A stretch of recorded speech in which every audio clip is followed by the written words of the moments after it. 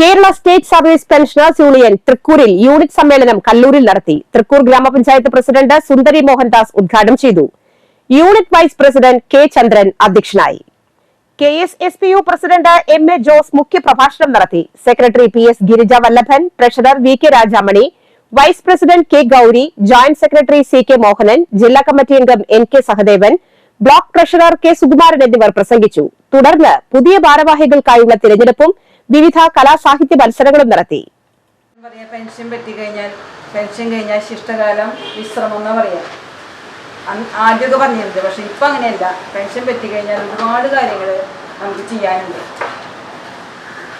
ഏതൊരു മേഖല എടുത്ത് നോക്കിയാലും എല്ലാവരും ഇപ്പം പല ഡിപ്പാർട്ട്മെന്റിൽ നിന്ന് വന്നവരായിരിക്കാം അവിടെ ഉള്ളത്, പക്ഷെ എല്ലാവരും സമൂഹത്തിന് വേണ്ടി, ജനങ്ങൾക്ക് വേണ്ടി പ്രവർത്തിക്കുന്നത് തന്നെയാണ്. അപ്പൊ ശിഷ്ടകാലം ഒത്തുകൂടുമ്പോൾ ഒരുപാട് കാര്യങ്ങൾ നമുക്ക് ചെയ്യാൻ സാധിക്കും സമൂഹത്തിന് വേണ്ടിയിട്ട്. കാരണം ഒരുപാട് കഷ്ടത അനുഭവിക്കുന്നവര്